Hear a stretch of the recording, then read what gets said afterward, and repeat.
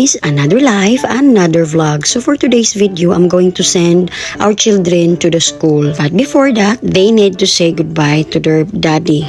A day in a life as a Filipina that cannot have Filipino BF because my beauty is not their standards. That's why I choose to be married to an American man. Mama first. No, wait, okay? Go ahead. Be careful. Oh. Hello. And today we're go school. Today we're going to the school. And those broken bus, my broken bus. Yeah, meet the yellow bus. Meet the yellow bus. Come here, say hi. Hi. I can't see. I can't see.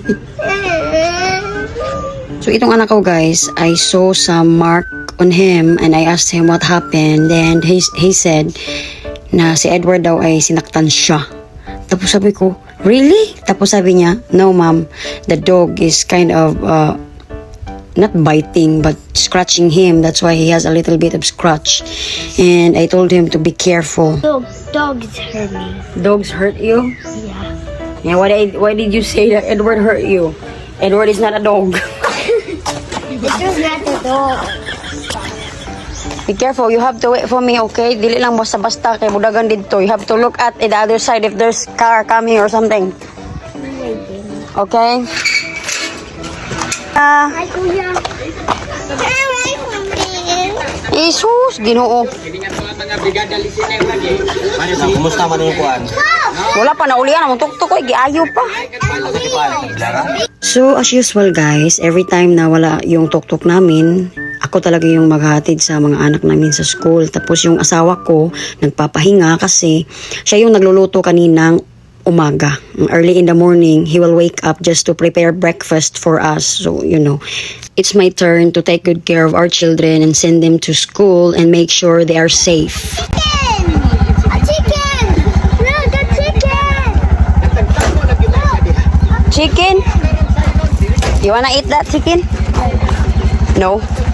And we're here in their school guys. So, ito yung school nila. Oo, alam namin na safe sila dito. And then, later on, I will pick them up. And of course, si kuya na naka-yellow bus, yung kukunin namin kasi siya yung pinagkakatiwalaan ko. And then, until tomorrow, until our tuk-tuk will be fixed. Actually guys, yung trauma sa pagka-disgrasya namin ay nandito pa rin. Pero nilalabanan ko kasi wala naman akong choice. Gagamitin din namin yan para hatid sundo sa mga bata, you know. And of course, kailangan kong labanan kasi I need to be strong for my kids. So, nandito na kami sa room ni Edward guys. Wala pa yung teacher niya. Come here. Yes, Mama Edward. Stand up. Papa, Mommy. Bye-bye. You're excited, ha? Labon usay, muna ka maghilak ka. Blocks. Oh, blocks. Don't forget to go upstairs, ha? We're going to start your classes soon. At yun na nga guys, hindi na ako nagtagal sa kanilang school kasi kailangan ko pang pumunta doon sa pharmacy to buy some medicine for Jamie kasi may lagnat siya.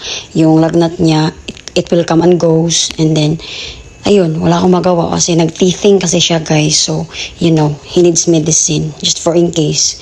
Kasi hindi mo naman alam kung tataas ba yung temperature niya. So, kailangan niya talaga ng gamot.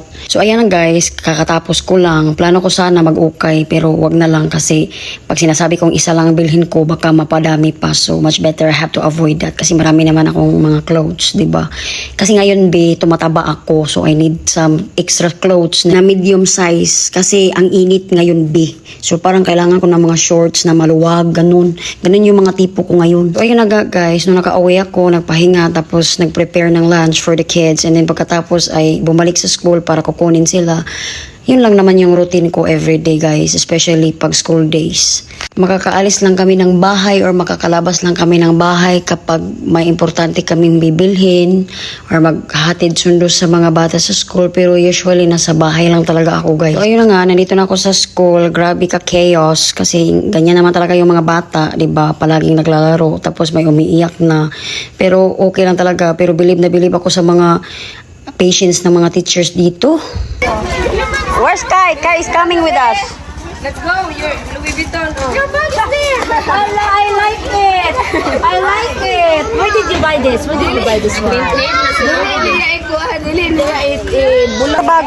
Where's your bag? Come on, go ahead. For you. Where is your bag? Is there? Oh. Bye-bye. Sabi ba na siya eh? Donut, kakayo ka labi. Hello? Na, again. Where's the... Willis! Willis, where are you? Where are you? Sus, ginoo ko. Yung English ko talaga ba? Wala dito. Hindi ko na alam kasi. My English is not here, is everywhere. My Tagalog is not fluent. Ang Bisaya ko din, sometimes is not fluent. But yes, I do my best to do this vlog. Vlog pa more. And that's it, guys. Thank you so much for watching. And I do hope you're going to subscribe. I do hope that you're going to share my post. And if you like to watch more videos in the future, feel free to follow me. So ayan guys, nandito na kami sa bahay. Napaka-excited ng mga anak ko. Noisy nila, especially pag may kasama sila na kalaro, di ba? Hindi naman talaga maiiwasan yan. Pero let them be and let them be happy. Banaa eh. Nga na dyan na sila, malipay. Basta na isang amigo. Kai, wait, Kai. There's a dog. There's a dog, Kai. Hey, dog! Hello. Hello. Hello. I'm gonna eat. Today we go eat. Today we go eat. Eat chicken. What happened? Chicken. And I just want to share with you guys, this dog and cats, this is the favorite of my husband, and of course, because this cat and dogs like him, so that's why.